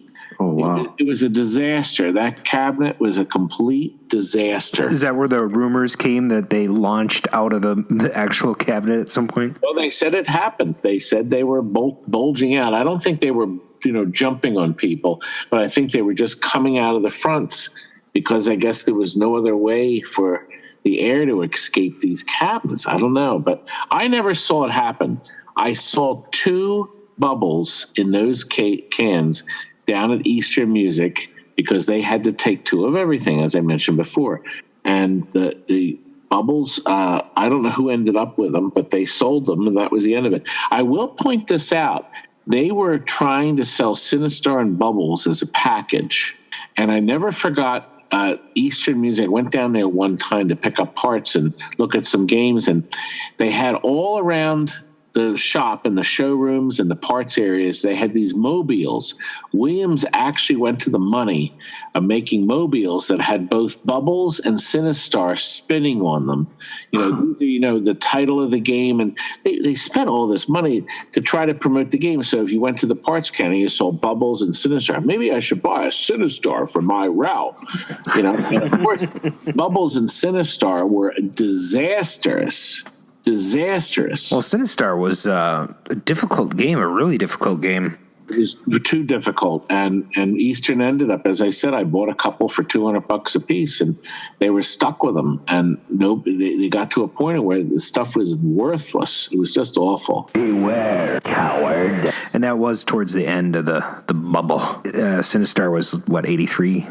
83, 84, yeah. It was. I guess you could almost say it was the end of a golden era, and nobody could figure out what was going to make money, because once again I was selling brand new Sinistar, 2 of them in I guess August or September of '84. Hey, Todd, was that like sort of a what is going on moment, or did you sort of feel like the surf was settling down? I mean, how did you take that exactly? I got into the business to make money. Right. I liked the games. I thought it was great, but I wasn't. It wasn't like in my blood like it is in you guys and the listeners. I became a collector. I can tell you exactly when I became a collector. In 1998, when Tammy, my daughter, started to show a big interest in the games, and she loved the games. And we had them in my 2-car garage. I had a detached 2-car garage at my old house, and there was no heat, but it had electric. And I had games in the garage, and she loved to go out and play the games. She loved it. And so I started bringing more games home. And I finally got to a point where my garage was full, but she loved playing there with all of her friends. And I said, boy, I gotta get more games.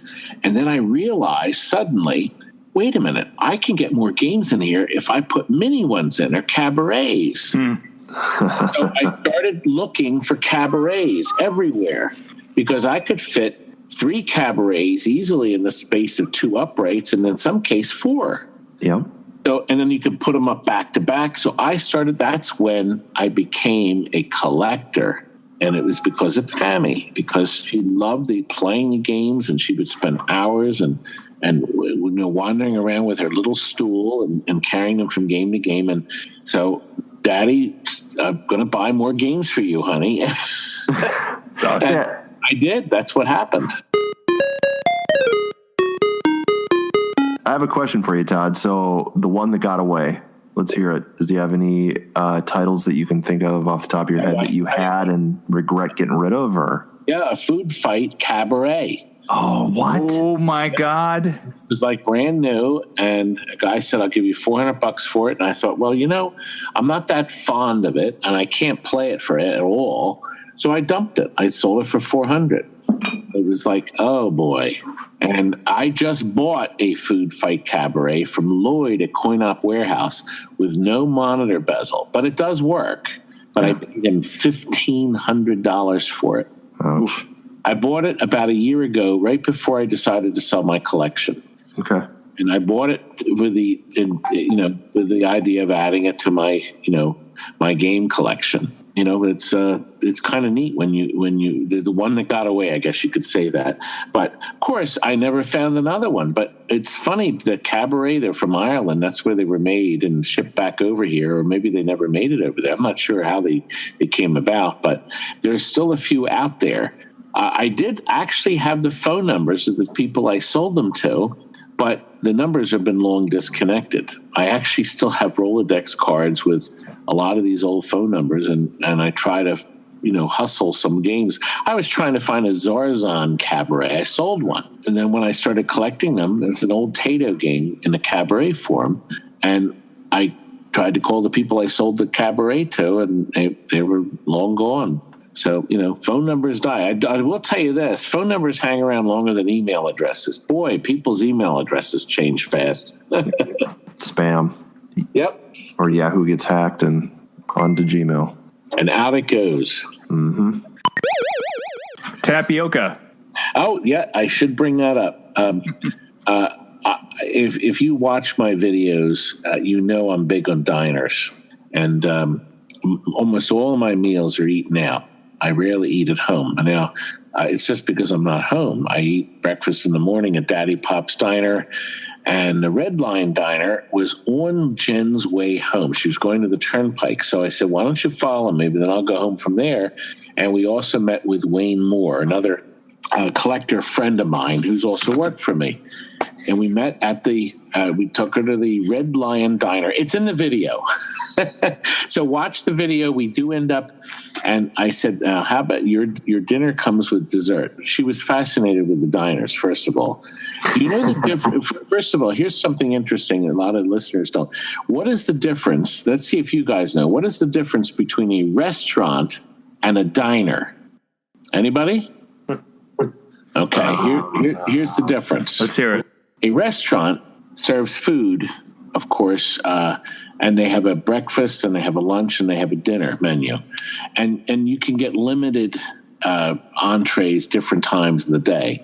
But a diner, depending on the hours they have, a lot of them are 24 hours, means you can walk into a diner at any hour of the day and get breakfast, lunch, or dinner.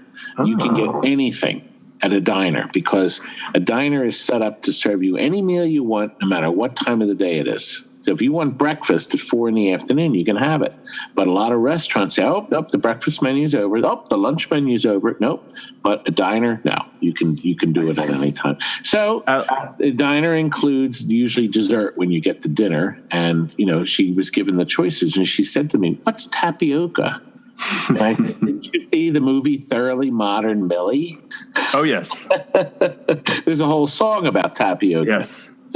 So she had it and she loved it. Now, some people say it's the pudding with the eyeballs, because if you look at it, it looks like there's little eyeballs on the thing. But it's really neat. It was a really fascinating thing. Tapioca is quite a good pudding. If any of you can try it, I guarantee you will like it. Jen did like it. I'm hoping she's going to come back. Jen, if you're listening, you got to come back and have some more. Oh, she is listening. Yeah, she's listening. In fact, I think she may have left another message, but it's a prank call. Let's hear it. Let's hear it. Do it up. Okay. Hello, this is Phyllis. I'm calling for Todd Tuckey. Such a big fan, Todd. Such a big fan, but not as big as you. No, I'm just kidding. I love the interview. My question is, how are you so great? You tell your men and the women who work for you how great you are. Tell us, why and how are you so great? Well, thank you so much for playing my call, and I will see you soon, Todd. Bye-bye. I had to screen that call. I know who that is. That's my daughter, Tammy. Started me out collecting, and she was playing the role of Phyllis from a play. I think, gosh, was it Noises Off? Oh, God, Tammy, I don't remember the name of the play. But she played a playwright, a crazy playwright, and that was her voice and lines from it.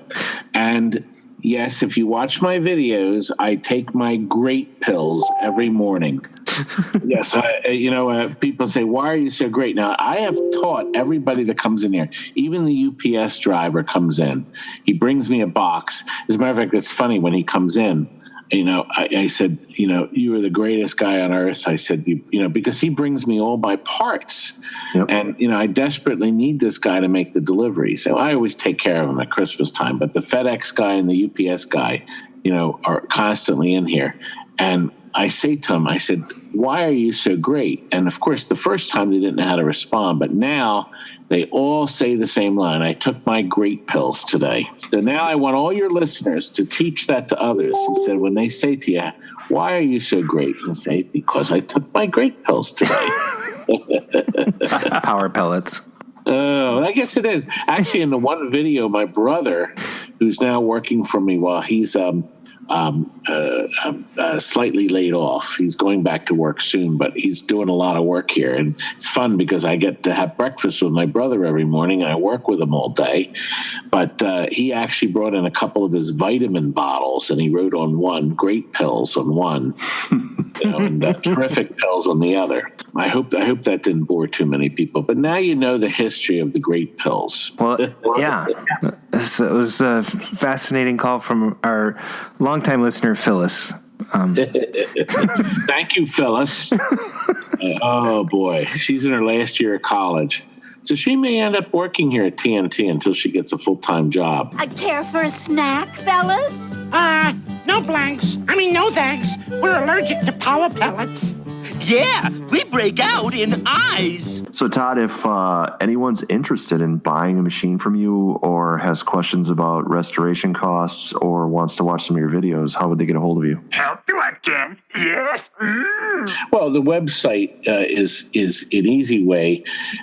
However, you can't send pictures. There's a direct links right on the website, tntamusements.com. My email address, I hate to say it, it's an AOL account, but I've had this darn account since 1998, and it's in all my videos, and everybody has it, so I keep the AOL account open. It's tntquality@aol.com. Excellent. That way you can send pictures to that site. And I look at the emails almost every day. I get 100 emails a day now. I try to filter through them and try to answer people as fast as I can. But you can leave a message or an email on either of those addresses. I can tell you right off the bat that typical restorations on a video game run between $600 and $1,200. It depends on the game, and it depends on whether we have to get side art. Sometimes the side art really adds cost to it, like with the Teenage Mutant Ninja Turtles, something like that requires extensive work. Pinball machines, we now don't do any pinball machines for under $2,000. So, and people are shocked. They say, oh, well, I'm not going to spend $2,000 on a restoration of a Gorgar. I said, okay, not a problem, but I'm not going to waste my time on it and spend, 40 hours, 30 hours on it either, unless we get, paid for it with all the parts and labor. You have staff to pay for sure, so. Well, yeah, I'm sure somebody, remember, a lot of the hobbyists have a full-time job. They make a great income, or they have a nice job someplace. They come home, have dinner, and they go out to the garage and work on a game. They may only be working for, $8 an hour if they, in fact, were to add up all the hours they spend on the game. But, if you love something, you put extra time and energy into it. I have to treat this as a business because all my guys, every week they want to be paid. Every week I have medical plan. I have to pay for we have a really good medical plan for the guys. I have a pension plan, a retirement fund. I found out that a lot of the distributors that were in Philadelphia, there were 3 of them actually, not one of them had a pension plan for their employees. Not one of them. And only, and some of them had a medical plan, but it was real limited. I was shocked that these guys were working and not getting coverage like that all those years. So what you're saying is you're a benevolent leader.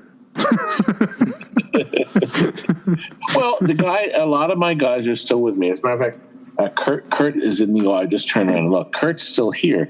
It's 11:10 at night Eastern time, and Kurt, myself, of course, I'm on your show, and Frank are still here. They're still working. That's fantastic. So Kurt comes in later. If you watch our videos, we tend to have to call him up and wake him. Kurt kind of wanders in 2 to 3 o'clock, but then he stays late. And he does a lot of our service. We service all those machines that we sell. And, even if it's years ago, we'll still go out and we guarantee service if we sold the machine. But I can tell you that there is a big growing demand for service people of arcade games and jukeboxes. If somebody out there really, like, say, loves old jukeboxes, and they can figure out how to fix them and then how to source parts, you could actually make a great living at doing it. There's a local man named Tom that fixes jukeboxes. He quit. He actually told me this 5 years ago. He quit his full-time job. I was sending him so many people. Then all he does now full-time is fix classic jukeboxes. He drives around in the 3-state area and does service calls. I think within a 100-mile radius, and he's booked solid. And just for the listeners, what is the 3-state area, and where is TNT Amusements located? We're in Southampton. We're above Northeast Philadelphia. We have people that they do weekend trips here because we're near Sesame Place. We're near historic Philly, which is crammed with great things to do. We're also in historic Bucks County. We're 20 minutes away from Washington's Crossing, where George Washington crossed the Delaware. They have a big museum there. We're near the Mercer Mansion. Mr. Mercer was afraid of fire, built his house, his mansion out of concrete, including the furniture. We have all these day trips you can take. And frequently, a lot of my customers will order a game and they'll drive out with the family on Friday. They'll check in with me, play some games at TNT. Then they'll spend all day Saturday they may go to Sesame Place. They may go down to Philly. And then Sunday they'll do something. Then Monday they'll stop back at TNT, pick up their game, and leave. So they make a kind of weekend trip for the family. Sounds like a perfect weekend. That happens more and more often than it is, especially in the summer when the kids can take off an extra day from school or something. But we have other customers that just come down themselves, pick up the game, and then drop the game off for restoration. We have one fellow that every time he comes, he picks up the game we finished and he drops another one off. You kind of keep them on the move. Now, the requirement is if you come here, you got to bring something with you: a dozen donuts, a pound of coffee. And then we'll share too, of course, but a lot of my visitors come. I've had one fella came from France, and we had a lot of fun with him in the green screen room. I sent him back to France, actually, back to the Eiffel Tower. He loved that, of course. And it was kind of fun. We try to clown around with anybody that does come, and if they want to be on video. Today we did a video put up. I'll tell people that we put up Bargain Basement video number 10. A way of you buying a game, I think, pretty cheap. And today we had our first sale. A guy came here and bought the Crystal Castles, the beautiful Crystal Castles, for $500, and they VS Slalom Nintendo kit, a factory kit, still in the box, for $300, including the chips. So he was quite thrilled. Have to get out there.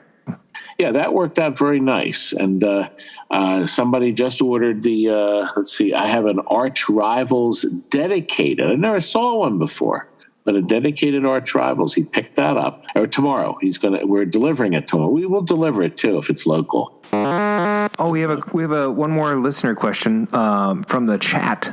Oh, I see it. David L says, how did you discover the theme song for Living is Good? Back in 78, I used to get these record compilations. Warner Brothers sent out this 3-album set with all the songs that they were releasing that they thought would be hits or weren't hits yet or whatever. And Wendy Waldman's Living is Good was on that album. That 33 RPM album was one of the cuts from it. And I just took a big liking to it. And then I ended up using it. I liked it so much I had to come up with a dance. So I came up with the Living is Good dance. That it was in my original 2002 infomercial, an hour-long show.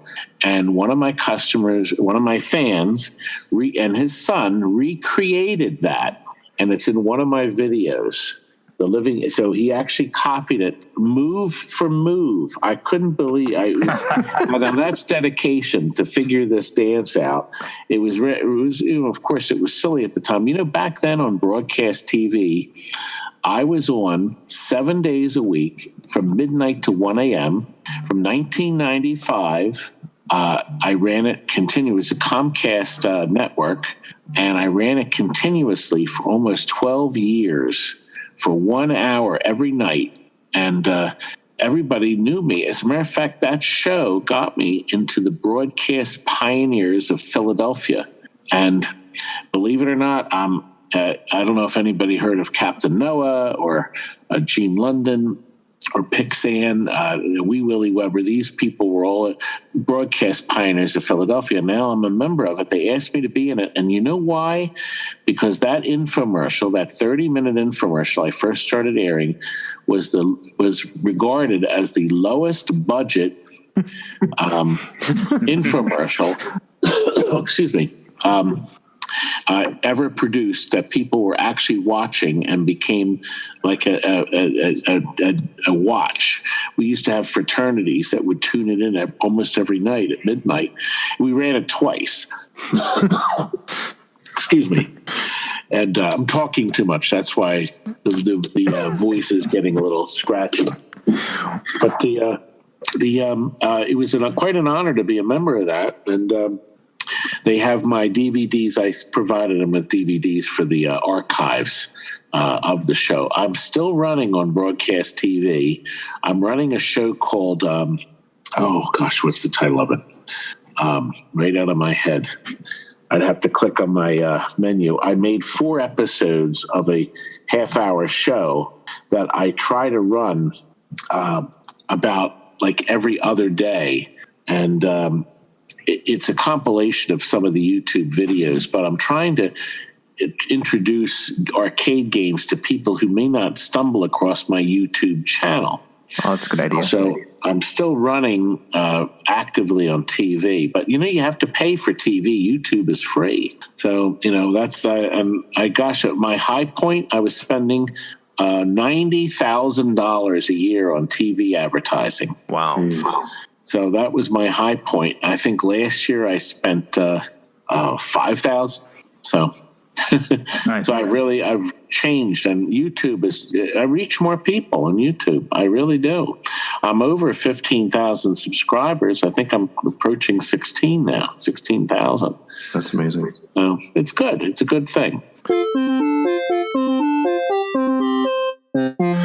So do you have any parting words of wisdom for your faithful listeners, Phyllis, Jen, for your YouTube viewers, the people that are bringing you these games? Do you have any parting words of wisdom from TNT Amusements?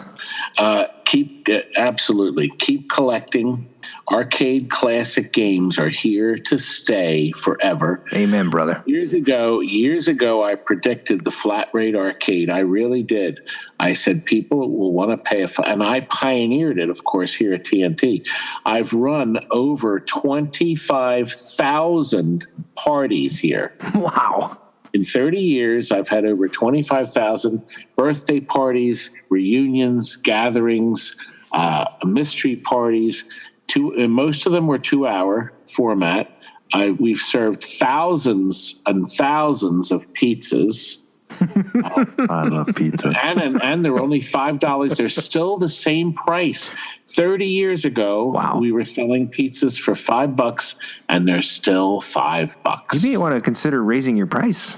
Nope, I think so too. That's my point. I keep the prices low. It's a draw. The cheapest place in America you can have a private arcade party. That is true for 15 or more people. That is. And I got picked best of Philly last year for adult parties. Cool. Adult parties that they have fun. I don't allow alcohol, but you can have a lot of fun without it. Yeah.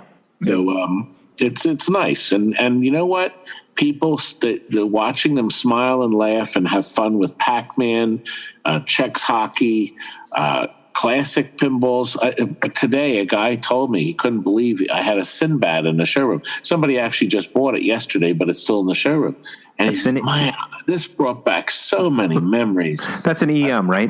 Yeah, it's a good thing when people play stuff and it brings back something that happened that was really good in the past. And now these young kids are getting exposed to games like Star Wars, the 1983 Star Wars, and other classic games like Galaga and Spy Hunter, and they're great. The stuff is timeless.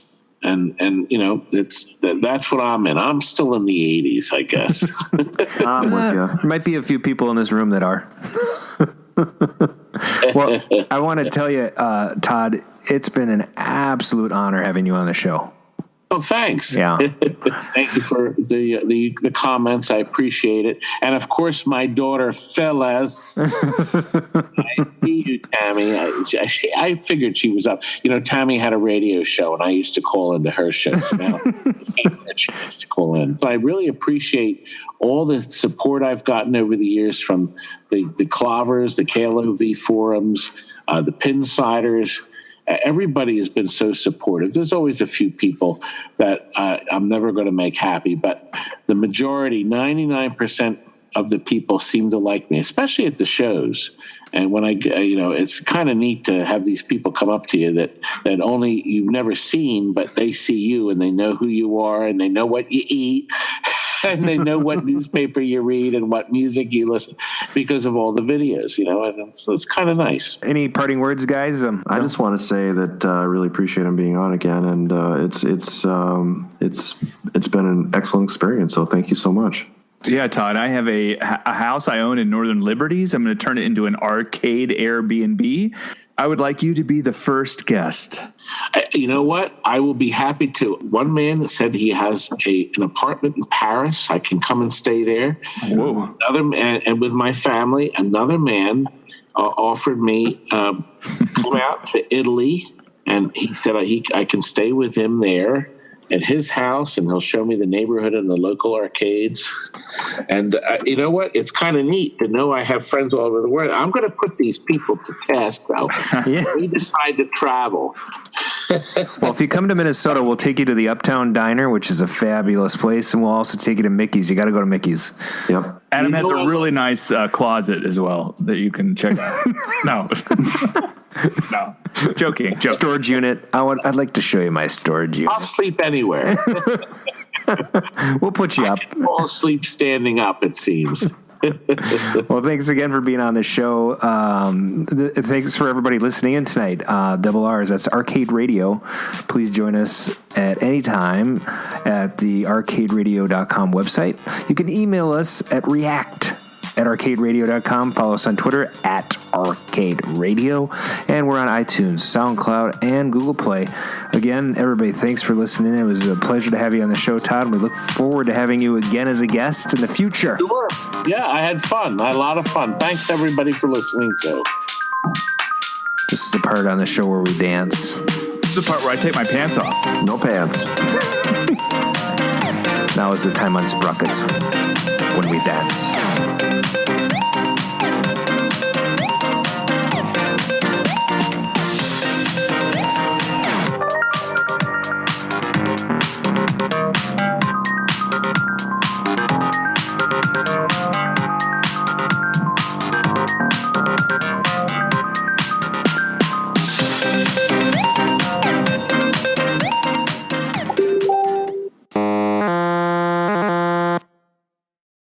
It's nice to have a ding at the end of the show. How did it go? Mail. I think it's so good. This is my favorite part of the show is when they get a little Easter egg at the end if they listen past the credits, right? Hey, Tammy wants to know what that song is that we play at the end. Oh, that song is that's something that I produced. Yep. Oh, it's an Mr. Musician over there. No, it's I just looked at Tammy's comment and she said, I did tell him the story about, you're not going to make any money off of me.